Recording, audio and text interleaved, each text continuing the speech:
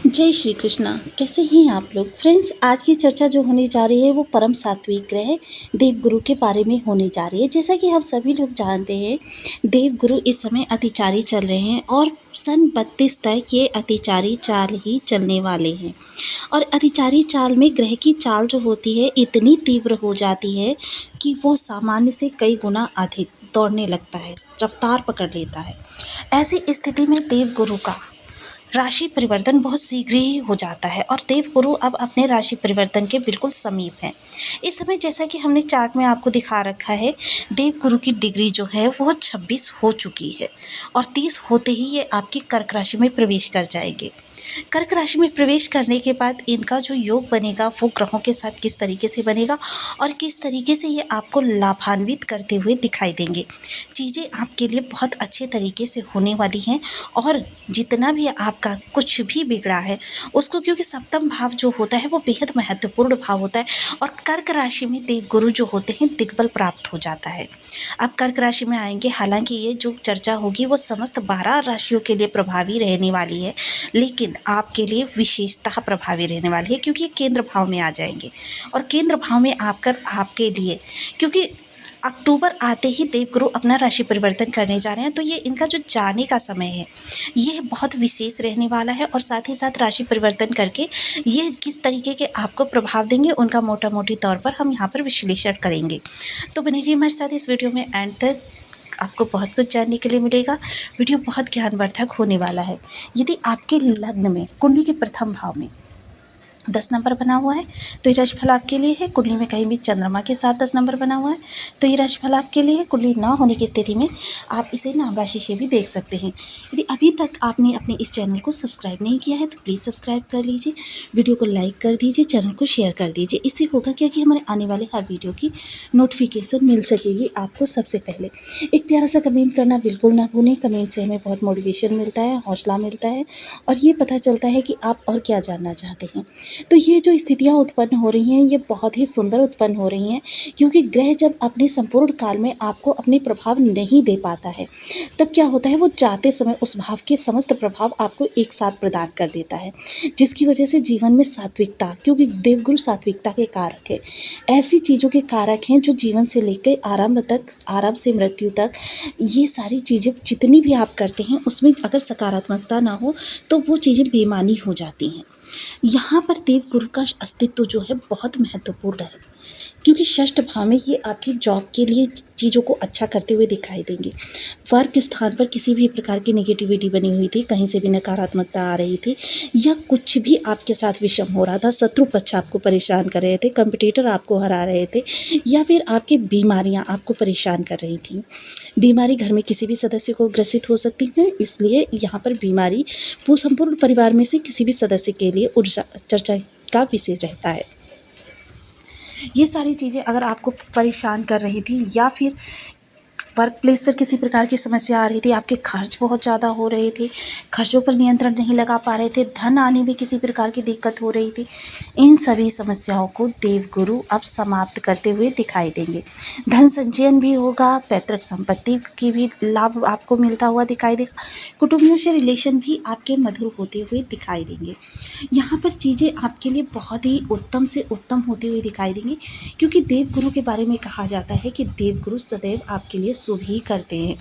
देवगुरु एक ऐसे प्लेनेट है जो अगर आपके निगेटिव भी बैठे होते हैं तो आपके लिए बुरा नहीं करते हैं, आपके लिए सदैव अच्छा करने का प्रयास करते हैं। हालांकि बल के आधार पर ये कितना प्रभाव दे रहे हैं ये तो आपके बर्थ चार्ट देखकर ही पता चलता है। अब 26 डिग्री के देवगुरु जो होते हैं, हालांकि ये वृद्धावस्था को माना जाता है, लेकिन फिर भी क्योंकि देवगुरु आपको पूरे इसका गोचर में आपको नहीं दे पाए हैं, इसलिए अब आपके लिए चीज़ों को अच्छा करते हुए दिखाई देंगे। जीवन में आपके पर्याप्त प्रचुर मात्रा में चीज़ें बढ़ती हुई दिखाई देंगी, क्योंकि देवगुरु वृद्धि कारक प्लेनेट है। हर चीज़ को सात्विकता के साथ, नीति के साथ आपके जीवन में लाना और उसका लाभ आपको प्राप्त होना, क्योंकि चीज़ें जीवन में आना और उनका लाभ प्राप्त होना दो अलग अलग चीज़ें हैं।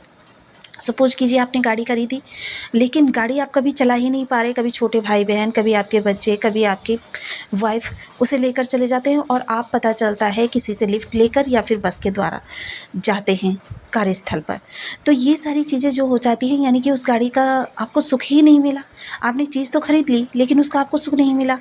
सुख मिलना ना मिलना ये सब डिपेंड करता है गुरु के ऊपर। तो यहाँ पर देव गुरु जो हैं आपके लिए बहुत अच्छे लाभ निकाल कर लाते हुए दिखाई देंगे। आपके लिए चीज़ें और बेहतर तरीके से बढ़िया करते हुए दिखाई देंगे कि इस समय पर आपकी जो भी कर्म स्थान पर समस्या बनी हुई थी, उस समस्या का समाधान आपके पास आएगा और समाधान के माध्यम से वो चीज़ें आपकी समाप्त होती हुई दिखाई देंगी। आपके जीवन में जितनी भी नीरसता बनी हुई थी, कार्यस्थल पर जाते हुए मन घबराता था, कार्यस्थल पर आपके लिए लोग पहले से बातें तैयार करके रखते थे या आपके लिए परेशानियां क्रिएट करके रखते थे, वो सारी समस्याएं अब समाप्त होती हुई दिखाई देंगी।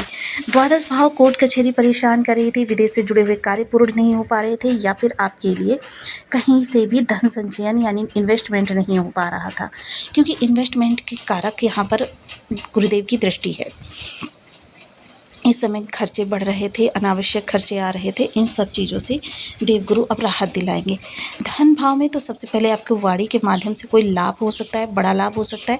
खान पान इस दौरान काफ़ी सात्विक होगा और जितना सात्विक रखेंगे उतना आपके लिए अच्छा भी होगा। लेकिन अगर आपने मांस मदिरा वगैरह का सेवन किया तो यही चीज़ें आपके लिए दुर्योगपूर्ण बन जाएंगी। वहीं अगर आप प्रारंभिक एजुकेशन आपकी अच्छी नहीं हो पा रही थी, उसमें मन नहीं लग रहा था, तो ये चीज़ें अब आपके लिए बहुत ही अच्छे बड़े पैमाने पर होती हुई दिखाई देंगी। वहीं देखिए देवगुरु का ये एक स्वभाव होता है कि नीति के अनुसार धर्मपरायण आपको बनाना। वह धर्मपरायण ये बनाएंगे आपको राशि परिवर्तन के साथ ही। जैसे ही देवगुरु अपना राशि परिवर्तन करेंगे, देवगुरु राशि परिवर्तन करके चले जाएंगे आपके सप्तम भाव में।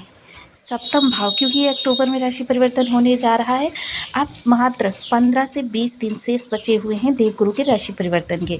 ये महापरिवर्तन आपके लिए बेहद प्रभावी रहता हुआ दिखाई देगा। चीज़ें आपके लिए बहुत बड़े पैमाने पर बदलती हुई दिखाई देंगी। आपको ऐसा लगेगा कि सहसा अनायास ही आपके जीवन में काफ़ी बड़े बड़े फेरबदल होने लगेंगे, जिसकी वजह से आप थोड़ा सा असंतुलित, असहज भी महसूस करते हुए देखे जा सकेंगे। क्योंकि देवगुरु जब भाव बदलेंगे तो इसका प्रभाव समस्त राशियों को देखने में आएगा। कुछ के मन में विचलित, यानी कि थोड़ा सा जब ग्रह राशि परिवर्तन करता है तो पहले आपको भर के देता है और पारगमन प्रभाव आपके ऊपर प्रारंभ हो चुके हैं। क्योंकि जब भी कोई ग्रह राशि परिवर्तन करता है तो उसका पारगमन पुनर्गमन दोनों एक साथ चलने लग जाते हैं। यानी प्रथम भाव से अपने प्रभावों को समेटने लगता है और सेकंड भाव पर अपने प्रभाव प्राप्त करने लगता है। तो ये पारगमन समय जो रहेगा ये आपके लिए, क्योंकि ये मेजर ग्रह हैं, इनका लंबे समय के लिए एक स्थान पर निवास होता है, तो यानी कि ये पारगमन प्रभाव आपका लंबे समय तक चलने वाला है। तो ये आपके लिए चीज़ें जो हैं बहुत बड़े पैमाने पर होती हुई दिखाई देंगी। इसी समय पर ग्रह पिछले भाव से संबंधित, यानी पिछला भाव आपका क्या है, मिथुन राशि, पिछले भाव से संबंधित चीज़ों में आपके प्रचुरता लाने लगता है, बढ़ाने लगता है उन चीज़ों को। तो आपके लिए चीज़ें बड़े पैमाने पर, अब देवगुरु जब आपके सप्तम भाव में आ जाएंगे तो सबसे अच्छी बात तो ये होगी कि जीवन साथी की वृद्धभाषा शुभासितानी, यानी कि जो भी शास्त्रों में वर्णन जीवन साथी के बताए जाते हैं उनमें सबसे ऊपर होगा, ज्ञान में परिपूर्ण होगा और वाणी उसकी बहुत मधुर नम्र होगी। पंचम दृष्टि सीधे लाभ भाव को देखेगी, यानी लाभ से संबंधित बहुत अच्छा आपके लिए निकल कर आने वाला है। सप्तम दृष्टि जो होगी वो आपकी लग्न पर होगा। धर्मपरायण, चीज़ों को बहुत बेहतर तरीके से समझने वाले, हर कार्य का विश्लेषण जो करेंगे उसमें पिछला, अगला और वर्तमान तीनों चीज़ों का समन्वयन रहने वाला है। आपके लिए बेहद लाभकारी ये स्थिति रहेंगी। देवगुरु का लग्न से संबंध होना, समझ लीजिए कि आपके जीवन में खुशियाँ भर भर कर आने लगी हैं। आपको इतना प्राप्त होने लगना है जितना आपने इमेजिन नहीं किया था। अब नवम दृष्टि कहाँ जाएगी, सीधे कार्य, आपके प्रयास पर। जब ये प्रयास पर दृष्टि जाएगी तो यानी आपके प्रयासों में सकारात्मकता।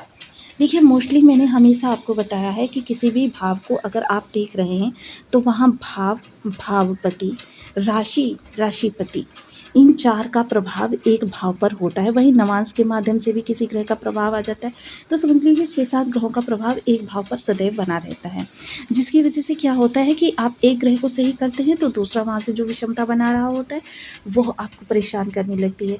और तो 2 ग्रहों को, तो जिसके लिए मैं सदैव देखिए हर वीडियो के एंड में आपके लिए कुछ विशेष उपाय लेकर आती हूँ। उनको अगर आप करते रहते हैं तो फिर आपके 9 के 9 ग्रह, देखिए मैं सदैव आपको शाश्वत उपाय भी बताती हूँ, ऐसे उपाय जो एक स्थान पर बैठकर संकल्प के साथ किए जाते हैं, और कुछ ऐसे उपाय भी बताती हूँ जो आप चलते फिरते भी कर सकते हैं। सदैव मेरा यही मानना रहता है कि आपके लिए चीज़ें जो हों अच्छी हों, बेहतर हों, यानी आप एक नई शुरुआत कर सकें, नए प्रारब्ध की ओर जा सकें। देखिए कर्म फल तो काटने पड़ते हैं सभी को, लेकिन उन कर्म फल में कमी और शुभता में वृद्धि यह प्रत्येक मनुष्य कर सकता है। हालांकि यहाँ पर देवगुरु का प्रभाव जो रहेगा आपके लिए बहुत बड़ा रहेगा, लेकिन अगर आप अभी से उपायों को करना प्रारंभ कर देते हैं तो ये गोचर काल दोनों ही, जो पारगमन पुनर्गमन और साथ ही साथ देवगुरु का सप्तम भाव में आना, आपके लिए सब बहुत शुभ हो जाएगा। इसके लिए सर्वप्रथम आपको ओम ब्रह्म बृहस्पति नमः इस बीज मंत्र का 1 माला 2 माला 5 माला 7 माला 11 माला का जप नियमित अपनी सुविधानुसार करना है। इसको करके आप अपने जीवन में गुरु की सकारात्मकता को प्राप्त कर सकते हैं।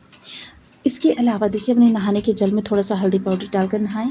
इसके साथ ही आप देखिए धर्म स्थान पर जाते रहें, धार्मिक पुस्तकों का स्वाध्याय करे रहें, गुरुजनों से संबंध बनाकर रखें, केले के वृक्ष का या फिर पीपल वृक्ष का हल्दी मिश्रित जल से सिंचन करें। ऐसा करके आप अपने जीवन में देवगुरु के प्रभावों को और ज़्यादा फलित कर सकते हैं।